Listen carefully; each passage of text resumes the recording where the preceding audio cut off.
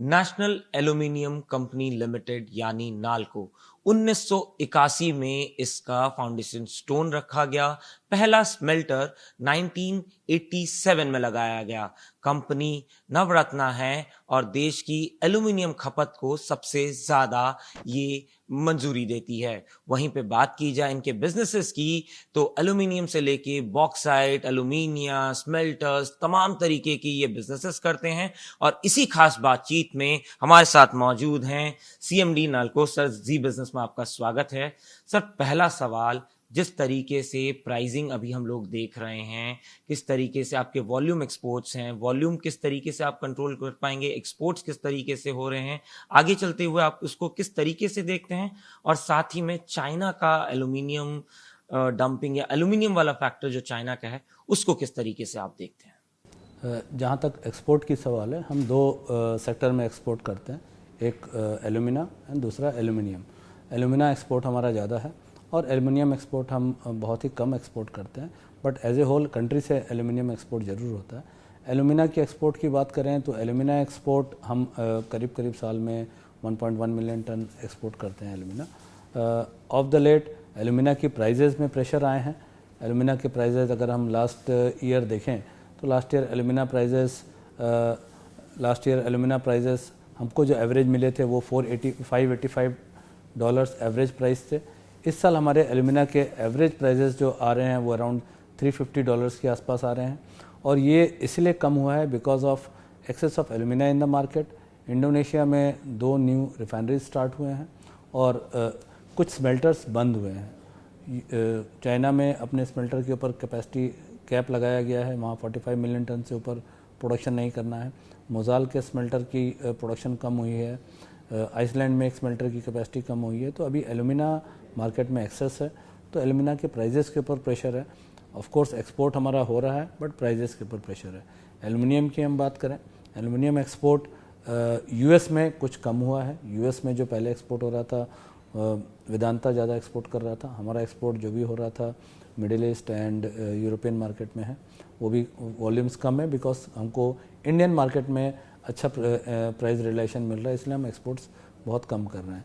But UK में of late जो tariffs में ज़ीरो टैरिफ्स हुआ है, तो यूके एक मार्केट जो खुला है, वहाँ पे आगे आने वाले टाइम में काफ़ी स्कोप है बिकॉज यूके में सोलर, ईवी, पावर सेक्टर सभी में ग्रोथ बहुत ज़्यादा है, और यूके में एल्युमिनियम का प्रोडक्शन नहीं है। तो यूके एक मार्केट है जहाँ हम एक्सपोर्ट को टारगेट कर सकते हैं और अपने एक्सपोर्ट्स को बढ़ा सकते हैं। सर, प्राइसिंग की बात की, काफ़ी वॉलेटाइल रहा है प्राइसिंग। किस तरीके से एल्यूमिनियम और एल्यूमिनिया का जो प्राइसिंग वॉलेटिलिटी है, वो नाल्को के प्रॉफिट्स को और नाल्को के रेवेन्यू को इस वक्त इम्पैक्ट कर रहा है? आगे चलते हुए आप उसको किस तरीके से बैलेंस आउट या किस तरीके से मैनेज करने की आप सोच रहे हैं? प्राइसिंग की बात आती है तो हमारे जो टोटल रेवेन्यूज़ है उसका 30% आता है एल्यूमिना से एंड 70% एल्यूमिनियम से। एल्यूमिना प्राइसिंग काफ़ी रिड्यूस हुए, काफ़ी प्रेशर है एल्यूमिना प्राइजेस के ऊपर। जैसे कि मैंने कहा, मार्केट में एक्सेस ऑफ एल्यूमिना अवेलेबल है, तो एल्यूमिना प्राइजेस अभी हमारा जो हम जो देख रहे हैं ये करीब करीब इसी लेवल में 330 से $340 पर टन के रेंज में ही रहेगा in coming time, in coming markets. But अगर हम देखें मेटल प्राइसेस में काफ़ी अच्छा ये है ग्रोथ है। एलएमई अभी ऑफ लेट 3100 के ऊपर गया है, एंड इसके रीज़न ये है कि मार्केट में डिमांड है। चाइना अपने कैपेसिटीज़ को कैप किया है, कुछ स्मेल्टर्स बंद भी हुए हैं, मोजाल, आइसलैंड, तो स्मेल्टिंग कैपेसिटी कम हुए हैं। मीन्स मार्केट में एल्युमिनियम की एबिलिटी थोड़ी सी कम हुई है, डिमांड थोड़ा बढ़ा है। एल्युमिनियम की डिमांड की हम बात करें तो power sector, EV, electrical vehicles, construction sector में जहाँ पे डिमांड होती है, हर सेक्टर में ग्रोथ है। तो इसके कारण मार्केट में हमको भी वॉलेटिलिटी दिख रही है, और आगे आने वाले टाइम में जो फोरकास्ट है और जो हम सोचते हैं कि एल्युमिनियम प्राइजेस करीब करीब 2900 एलएमई के आसपास में रेंज रहेगा एवरेज। सर आपका ऑलरेडी एक एग्जिस्टिंग प्लान चल रहा है 2030 तक, आपके जो एक्सपेंशन प्लान्स हैं वो किस तरीके से आप मटेरियलाइज करेंगे? 2026 में आई थिंक 2 महीने और में आपका एक प्लांट और शुरू हो जाएगा। किस तरीके से आपका एक्सपेंशन प्लान्स में क्या कोई आप चेंजेस ला रहे हैं, क्योंकि ऑब्वियसली डिमांड बढ़ते जा रहा है और उसी तरीके से आपके रेवेन्यूज, आपके प्रॉफिट्स भी बढ़ रहे हैं। तो क्या आपने 2030 तक का जो टारगेट लिया था उसको आप बढ़ा करके आप और आगे ले जाना चाहेंगे, इंटरनेशनल मार्केट में अपनी रीच को और बढ़ाना चाहेंगे? वहीं पे डोमेस्टिक खपत जो बढ़ रही है, क्या उसको भी सेटिस्फाई करने के लिए आपके एक्सपेंशन प्लान्स किस पोजीशन पे अभी हैं और उसको आप आगे किस तरीके से बढ़ाएंगे? जहाँ तक हम अपने एक्सपेंशन प्लान की बात करें, हमारा पहला टारगेट है कि हम 5 लाख का एक स्मेल्टर ऐड करें, अलॉन्ग विद दैट एक हमारे पावर प्लांट, क्योंकि हमारा अभी जो फिफ्थ स्ट्रीम रिफाइनरी हम कमीशन करेंगे तो हमारा एक्सेस एलुमिना हमारे पास अवेलेबल होगा। अभी हमारे पास एलुमिना कैपेसिटी जो कि 2.1 मिलियन टन है वो 3.1 मिलियन टन हो जाएगा।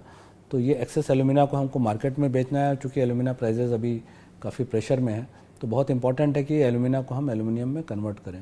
तो इसके लिए हमारा स्मेल्टिंग कैपेसिटी बढ़ाने के लिए हम जो टारगेट लिए कि बाय दिसंबर एंड और मे बी अर्ली ऑफ 31 हम एक 5 लाख टन का smelter along with 1000 megawatt power plant, और उसके साथ में जब ये आगे बढ़ेगा तो हम 1-2 साल बाद फिर हम देखेंगे हमारे लैंड अवेलेबिलिटी, हमारा लैंड एक्विजिशन चल रहा है अंगुल में, और ये लैंड हमको अगर अवेलेबल होगा, एक्सेस ऑफ लैंड हमारे पास अवेलेबल रहेगा, तो हम 5 लाख का और ऐड करने की कोशिश करेंगे, क्योंकि हमारे पास जो एल्यूमिना अवेलेबल होगा उससे हम करीब करीब 1.5 मिलियन टन कैपेसिटी तक एल्यूमिनियम प्रोडक्शन जा सकता है। सर बात की जाए, काबिल में 40% स्टेक नाल्को रखता है। काबिल लगातार पूरे विश्व भर में जा रहा है, अलग अलग क्रिटिकल मिनरल्स और दूसरे ब्लॉक्स को आइडेंटिफाई कर रहा है। किस तरीके से ये प्रक्रिया चल रही है, किस तरीके से आप इसको देखते हैं?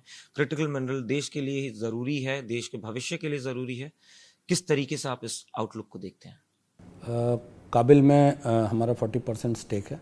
काबिल में अर्जेंटीना में हमें 3 माइंस मिला है, जिसमें non invasive exploration already complete हो गया है। हम लोगों ने एक प्रोजेक्ट मॉनिटरिंग कंसल्टेंट वहाँ अपॉइंट कर लिया है, जो कि ड्रिलिंग एजेंसी अभी अपॉइंट कर रहा है।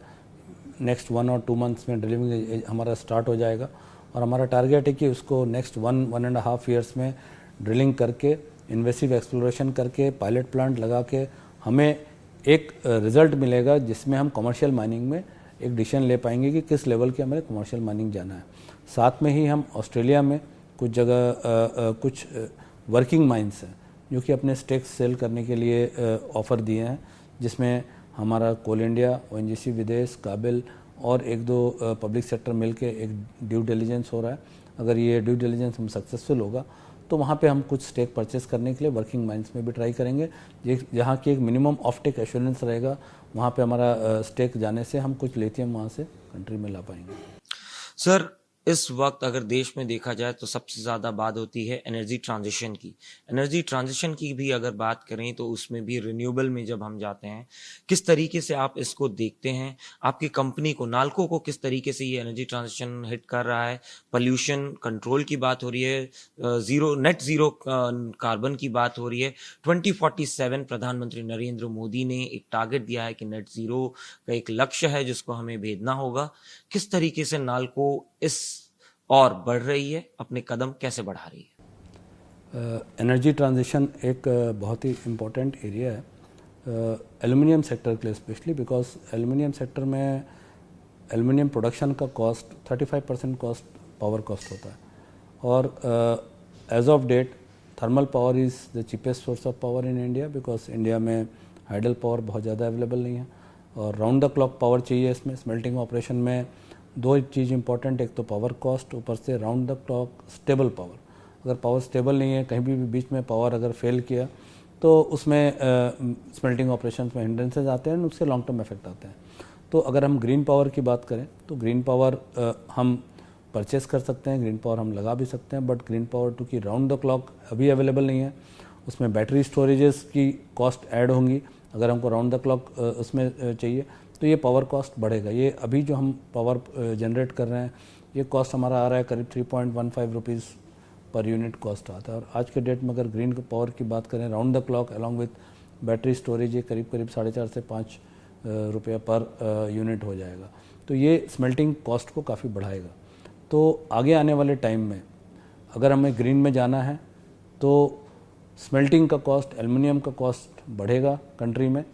तो इसके लिए या तो गवर्नमेंट से कुछ इंसेंटिव्स होने चाहिए ग्रीन पावर के लिए, एंड ट्रांसमिशंस, क्योंकि जो ग्रीन पावर अवेलेबल है अगर हम देखें तो बहुत सारे solar power cells and solar power farms जो कि गुजरात में है, राजस्थान में है, वहाँ से हम अगर ग्रीन पावर यहाँ ट्रांसमिट करें तो ट्रांसमिशन कॉस्ट में हमारा एडिशनल कॉस्ट बढ़ जाता है।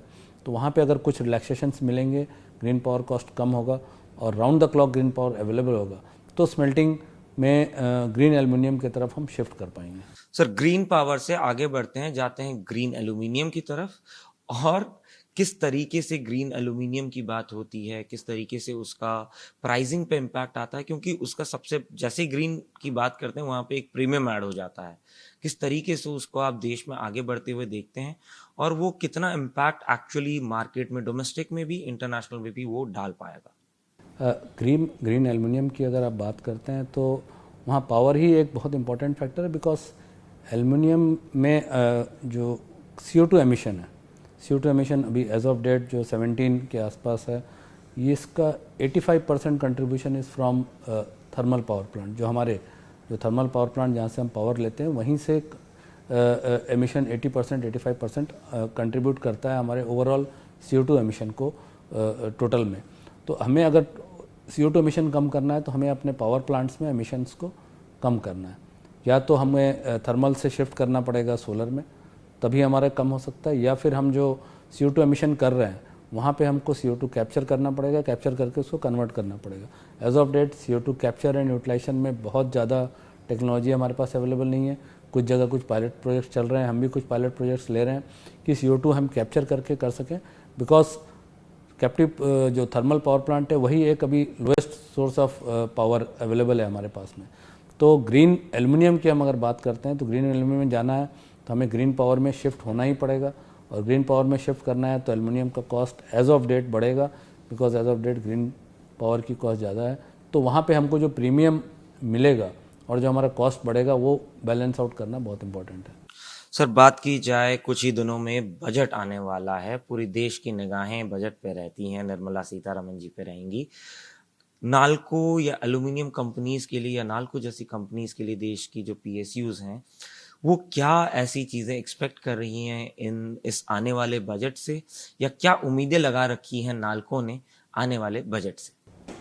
हमने सरकार से पहले भी आग्रह किया है, कुछ दिन पहले भी हमारा एक मीटिंग हुआ था एल्युमिनियम एसोसिएशन का, जिसमें हमने आग्रह किया है अभी आज के डेट में primary aluminium and secondary aluminium जो इंडिया में इंपोर्ट होता है उसके टैरिफ्स में डिफरेंस है। सेकेंडरी एल्युमिनियम मीन्स स्क्रैप, जो स्क्रैप इंपोर्ट हो रहा है इंडिया में उसके टैरिफ अराउंड 2.5% है, एंड प्राइमरी एल्युमिनियम का अराउंड 7.5% है। तो हमारा आग्रह ये है कि स्क्रैप्स, एक तो क्वालिटी स्क्रैप आना चाहिए इंडिया में, उसके कोई एक मापदंड होना चाहिए, एक सिस्टम्स एंड उसके कोई स्टैंडर्ड्स होने चाहिए, एंड जो स्क्रैप इंपोर्ट हो रहा है इंडिया में उसमें प्राइजेस कुछ टैरिफ्स और बढ़ने चाहिए ताकि प्राइमरी एल्युमिनियम प्रोड्यूसर्स को ऊपर कॉस्ट बर्डन कम हो। जी बिजनेस से बात करने के लिए बहुत बहुत शुक्रिया सर, आपने हमारे सारे सवालों के जवाब दिए। धन्यवाद, thank you so much sir.